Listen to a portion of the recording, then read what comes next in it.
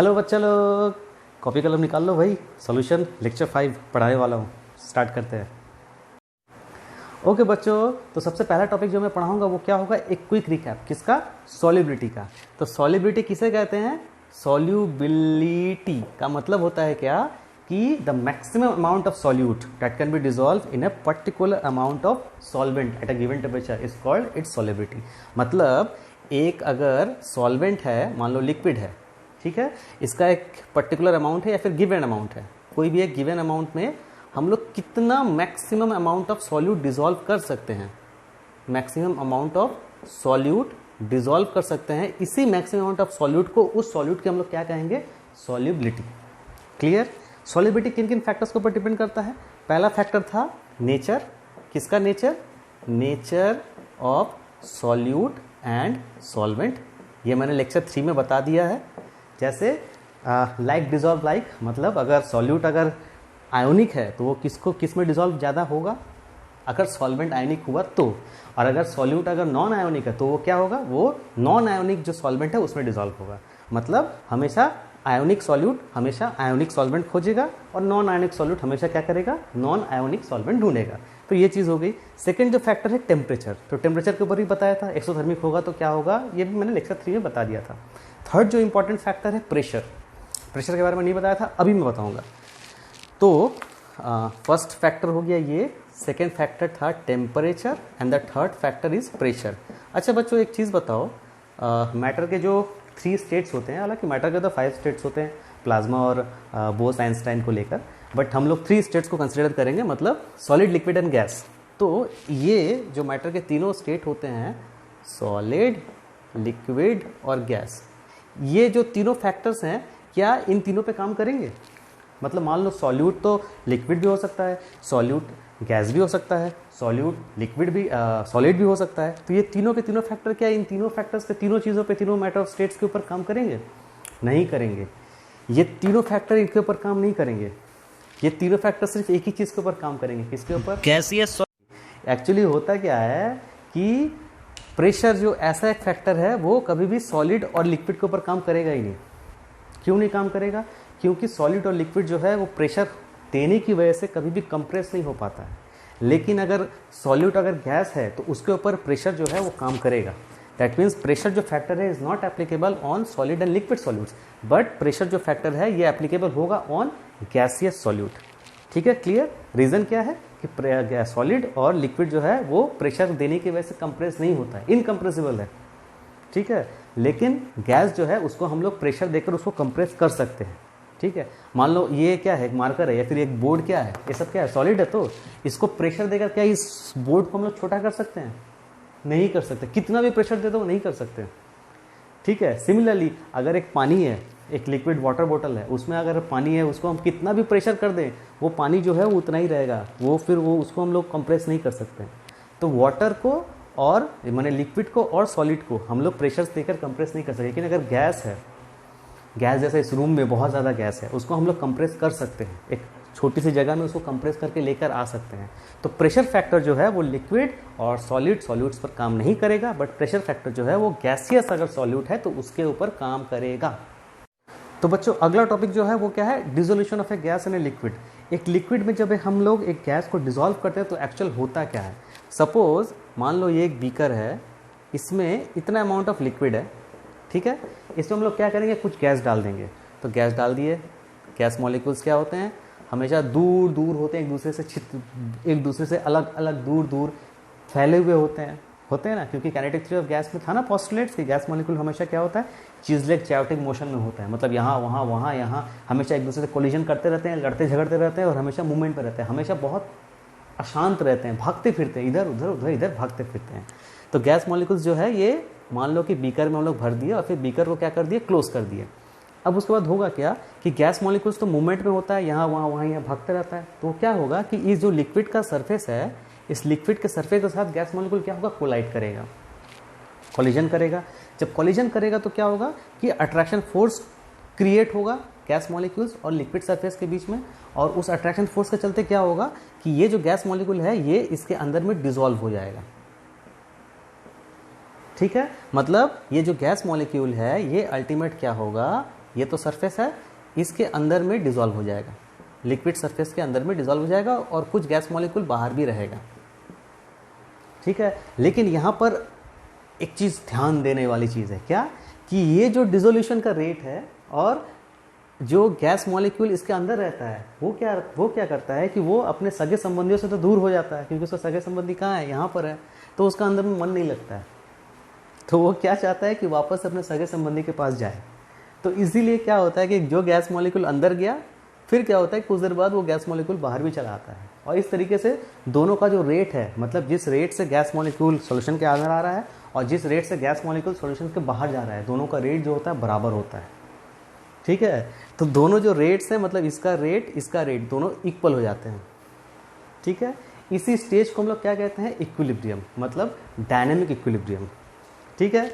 ये dynamic equilibrium established हो जाता है, डायनामिक इक्विलिब्रियम, जहाँ पर कि क्या बोलते हैं कि गैस जो है, डिजॉल्व गैस जो है वो बराबर होता है विद द अनडिजॉल्व गैस।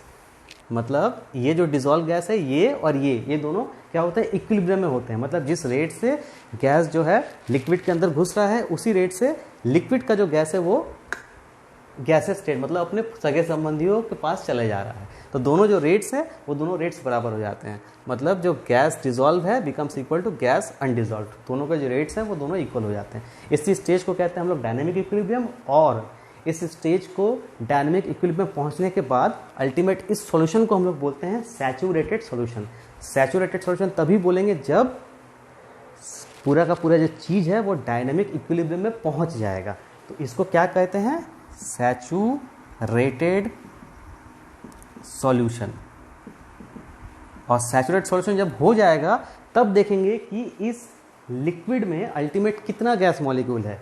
इस लिक्विड में अल्टीमेट जितना गैस मॉलिक्यूल होगा, मतलब इक्विलिब्रियम रीच करने के बाद, इक्विलिब्रियम रीच किया मतलब ही सॉल्यूशन को क्या कहेंगे, सैचुरेटेड सॉल्यूशन। और उस दौरान इस लिक्विड में जितना सॉल्यूट, मतलब यहाँ पर सॉल्यूट क्या है, लिक्विड गैस है, तो जितना गैस इसमें डिसॉल्व होगा उसी गैस को क्या कहेंगे, उसकी सॉल्युबिलिटी। इसी गैस को क्या कहेंगे, उसकी सॉल्युबिलिटी, ठीक है। क्योंकि सॉल्युबिलिटी का डेफिनेशन क्या है कि maximum amount of solute that can be dissolve in definite amount of solvent. तो यहाँ पर डेफिनेट अमाउंट ऑफ सॉल्वेंट तो है ही, लेकिन इक्विलिब्रियम एस्टैब्लिश होने के बाद जितना गैस मॉलिक्यूल इसके अंदर होना चाहिए था उतना ही है, बिकॉज ऑलरेडी इक्विलिब्रियम एस्टैब्लिश हो चुका है। तो जितना गैस मॉलिक्यूल इसके अंदर में रहेगा आफ्टर रीचिंग डायनेमिक इक्विलिब्रियम, मतलब सैचुरेटेड सॉल्यूशन, उतना ही अमाउंट को क्या कहेंगे, उस सॉल्यूट की सॉल्युबिलिटी, ठीक है। तो ये पूरा का पूरा प्रोसेस हो गया कि किस तरह से एक गैस जो है वो लिक्विड में डिसॉल्व होता है। अब आते हैं नेक्स्ट। तो बच्चों अगला टॉपिक जो मैं पढ़ाऊंगा वो क्या है, factors affecting the solubility of A gas and liquid. यहाँ से समझ में आ ही रहा है कि सॉल्यूट क्या है, गैस है, और सॉल्वेंट क्या है, ऑब्वियसली लिक्विड है। तो किन किन फैक्टर्स के ऊपर उसकी सॉल्युबिलिटी डिपेंड करेगी। सबसे पहला जो फैक्टर है वो क्या है, nature of gas and liquid. दोनों के नेचर के ऊपर कैसे डिपेंड करेगा, मतलब जिस गैस को हम लोग एक लिक्विड में डिसॉल्व कर रहे हैं उन दोनों के नेचर के ऊपर भी बहुत कुछ डिपेंड करता है। देखो बच्चों, कुछ कुछ गैस होता है जो इजीली लिक्विफाइड हो सकता है, और कुछ कुछ गैस होता है जो इजीली लिक्विफाइड नहीं हो सकता है।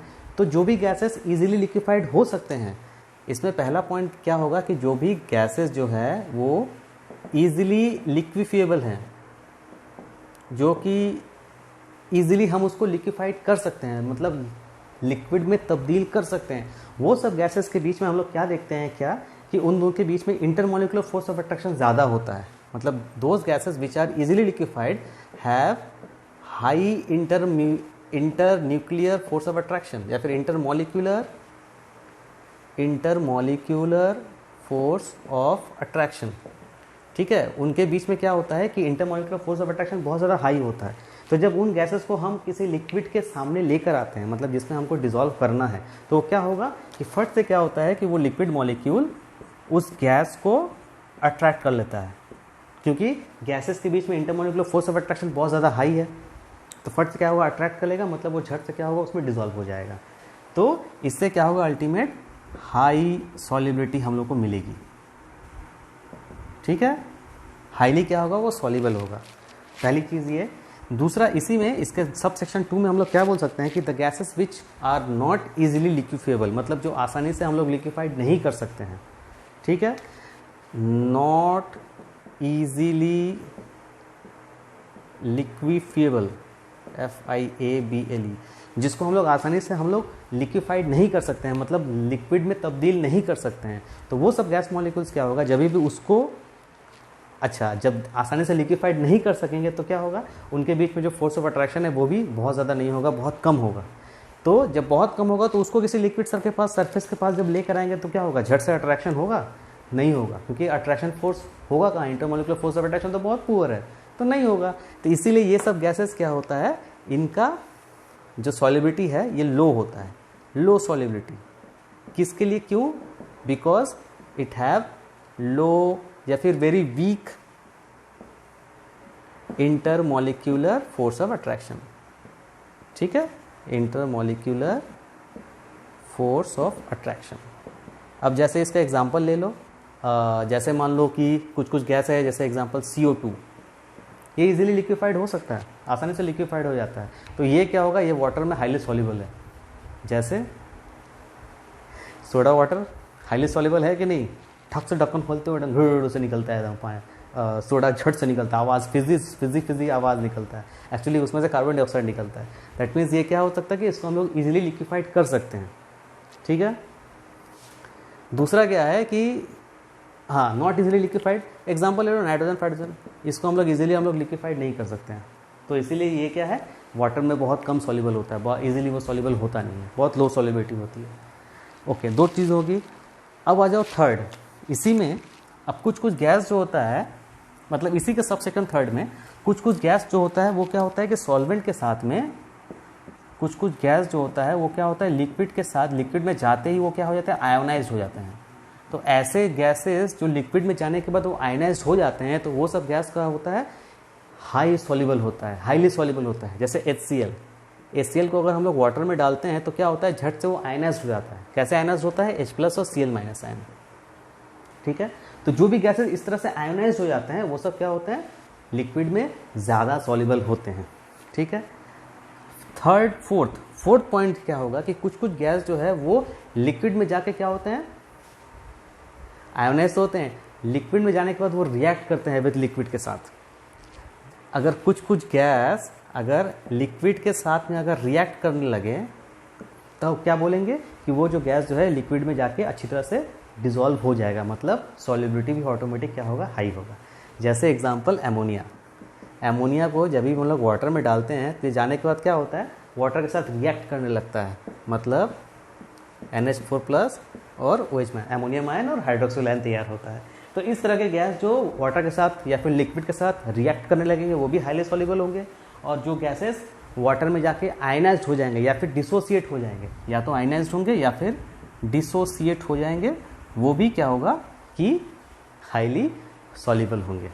ये दो फैक्टर। अच्छा, उसके बाद 4 फैक्टर, पहले फैक्टर में 4 सबसेक्शन। नेक्स्ट जो है वो है टेम्परेचर।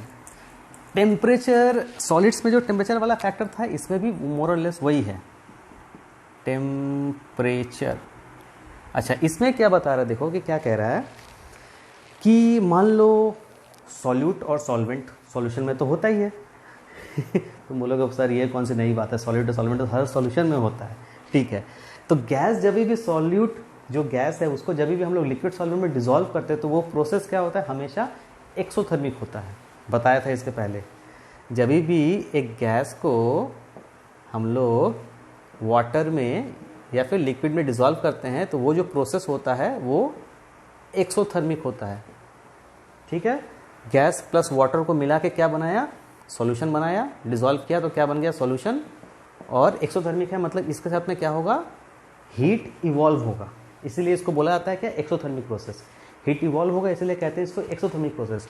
तो ये जो प्रोसेस है, गैस जब भी वाटर में डिसॉल्व करते हैं या फिर dissolution of A gas in liquid is always exothermic process, क्योंकि वहाँ पर हीट जो है वो इवॉल्व होता है। ठीक है, अब उसके बाद हाँ, जब कुछ एक्सेप्शंस भी हैं जहाँ पर इजीली वो फट से डिसॉल्व होगा नहीं, उसको हम लोग अलग अलग तरीके से उसको डिसॉल्व करते हैं। इंडोथर्मिक प्रोसेस भी होता है, ऑलवेज कहना ठीक नहीं होगा, इंडोथर्मिक भी कभी कभी होता है, बट जनरली क्या देखा जाता है कि एक्सोथर्मिक प्रोसेस है। अब इसके बाद अगर हम लोग इसमें और तुम लोग को मालूम है कि गैस जो है सॉल्यूशन में जो डिसॉल्व गैस है और यहाँ पर जो अनडिसॉल्व गैस है ऑलवेज एक दूसरे के साथ में क्या होता है, इक्विलिब्रियम में होते हैं। होते हैं।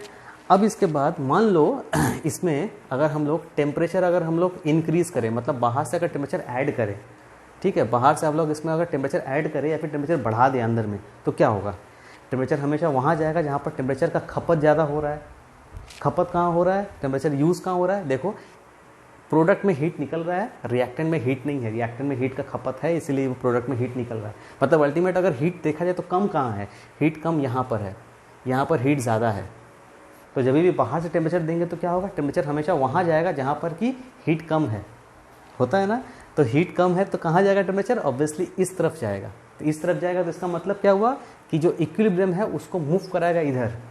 या फिर इसको ऑल्टरनेटिवली इस तरह भी समझा सकता है कि जब भी टेम्परेचर इंक्रीज करेंगे तो इक्विलिब्रियम क्या करेगा? खुद को उस तरफ शिफ्ट करेगा जहाँ पर कि टेम्परेचर का खपत हो रहा है, क्योंकि जो एक्स्ट्रा टेम्परेचर उसको मिल रहा है बाहर से, वो क्या चाहेगा कि उसको न्यूट्रलाइज करना चाहेगा। तो न्यूट्रलाइज करेगा कैसे? वो उसको वहाँ शिफ्ट करेगा जहाँ पर कि टेम्परेचर कम है। तो अल्टीमेट ये पूरा का पूरा इक्विलिब्रियम इंक्रीज जो टेम्परेचर हुआ है उसको कहाँ शिफ्ट करेगा? जहाँ पर कि टेम्परेचर कम है। तो टेम्परेचर कम कहाँ पर है? इस तरफ टेम्परेचर कम है। तो ऑटोमेटिक क्या होगा कि इक्विलिब्रियम जो है वो यहाँ से यहाँ शिफ्ट हो जाएगा। मतलब जो गैस ऑलरेडी डिसॉल्व हो चुका है, सॉल्यूशन है या ये सॉल्यूशन है, जो गैस ऑलरेडी डिसॉल्व हो चुका है इन सॉल्यूशन, वो क्या होगा? वापस से अनडिसॉल्व स्टेट में चला जाएगा। ठीक है, तो टेम्परेचर अगर हम लोग इंक्रीज करेंगे दैट मीन्स इक्विलिब्रियम जो होगा वो शिफ्ट करेगा किस तरफ? Towards left. और इसका रिजल्ट क्या होगा कि गैस जो है, डिसॉल्व गैस इन सॉल्यूशन क्या होगा? वो क्या हो जाएगा कि अनडिसॉल्व गैस में चेंज हो जाएगा। ठीक है, मतलब अल्टीमेट सॉल्युबिलिटी जो होगा वो लो हो जाएगा, मतलब अल्टीमेट सॉल्युबिलिटी फॉल करेगी या फिर कम हो जाएगी। ठीक है, और सिमिलरली अगर इसका उल्टा करोगे तो सॉल्युबिलिटी इंक्रीज करेगा।